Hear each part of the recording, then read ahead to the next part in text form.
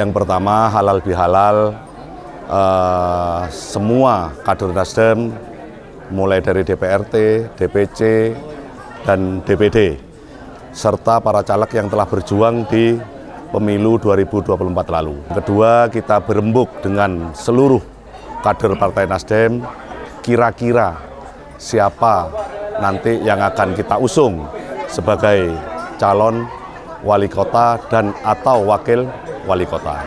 Kalau dari internal, kawan-kawan itu menyebutnya ya ada Kakak Dewa, ada Jajuk Rendra Kresna, ada Kak Wahid, ada Kak Ula. Itu dari internal. Kalau yang dari luar Partai Nasdem, itu semua yang ada gambarnya itu sudah berkomunikasi dengan kita. Sudah berkomunikasi, artinya kita sudah melakukan komunikasi awal. Sebetulnya awal kami mencalonkan Kak Yadi juga, cuman Kak Yadi lebih berat ke DPR-nya, sehingga kita biarkan dulu beliau berkarir di DPRD Kota Malang. Setiap pemilu, antara pemilu legislatif dan pemilu kada itu senantiasa berbeda. Tapi kami akan berusaha agar supaya itu tidak jauh berbeda. Artinya apa? Artinya kami akan senantiasa mempertahankan koalisi itu. Tapi manakala terjadi sesuatu, artinya terjadi yang tidak seperti yang kita inginkan, ya karena itu kehendak takdir dan kehendak DPP tentunya. Apa namanya, kalau yang komunikasi, semua yang ada di gambar itu sudah komunikasi dengan kita. Ya ada Nurholis Sunoyeko, itu ada juga itu di situ. Dan semua yang punya gambar itu komunikasi dengan kita. Yang inten itu Nurholis sampai hari ini. Rektor Iki Budi Utomo itu yang inten komunikasi. Yang lain cuman ketemu 1 kali, 2 kali, dan ada yang minta doa restu. Ya gitu-gitu aja. Kalau pembicaraan dengan kita, beliau saat ini kan masih masih ASN ya. Masih ASN, belum mengundurkan diri. Sehingga kita lihat apakah beliau itu bersedia mengundurkan diri atau masih mempertahankan ASN-nya. Jadi kita masih belum tahu. Masih belum tahu, cuman beliau itu sudah berbicara tentang itu. Ya nggak ada masalah, kita semua tokoh bangsa, semua anak bangsa yang terbaik, ya kita tidak ada masalah. Dengan semuanya tidak ada masalah.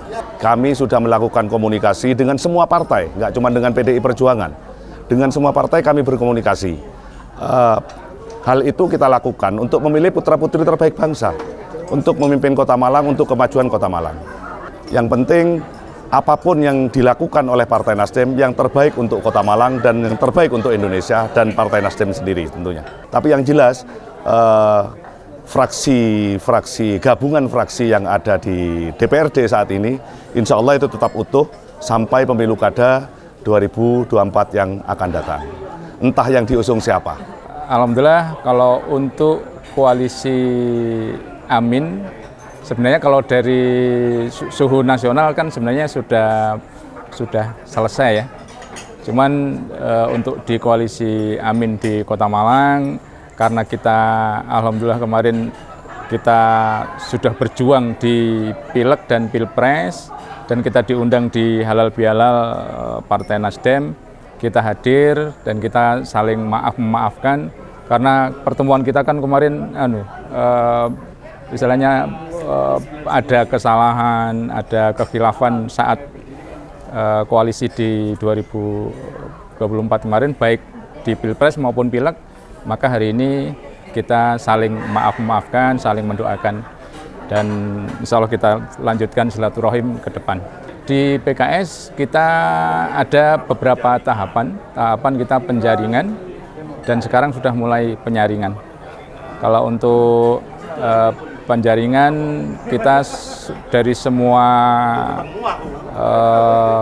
calon yang running, baik di media maupun di yang silaturahim ke kita jajaki melalui penyaringan. Baik yang calon atau cakada dari eksternal maupun internal, kita saring sampai 4 nama, nanti kita ajukan ke DPW untuk kita laporkan. Tentu kita tidak bisa mengandalkan calon internal saja, kita juga harus merangkai dari semua calon-calon yang ada, dari semua partai, kita komunikasi, dari semua cakada yang sudah running, baik survei maupun di baliho. Oh, PKB ini kebetulan termasuk pemenang kedua ya. Jadi 8 kursi, tapi tidak bisa memberangkatkan sendiri, harus berkoalisi. Nah, kita tidak ada kesulitan lah sama teman-teman partai di Kota Malang. Ya, termasuk kita sekarang ketemu ini kan bagian dari menjalin silaturahim sesama partai ya. Tetapi yang sudah daftar dan kemarin sudah kita laporkan, sudah ketemu dengan ketum kita di Surabaya. Itu yang daftar sudah 8 orang ya, 8 orang. Ya, baik yang akan mencalonkan menjadi wali kota atau wakil wali kota. Secara resmi memang belum ada kesepakatan, tetapi seperti Nasdem, PKS itu kan kemarin kita bersama-sama dalam Pilpres ya, hubungan komunikasi kita lakukan secara intens. Jadi nanti diharapkan ya kita bisa kerjasama. Nah, namun di PKB ini kan ada 3 klaster ya. Klaster pertama itu yang siap menyalonkan, jadi pengusung tunggal tanpa koalisi. Nah, klaster kedua itu pengusung utama.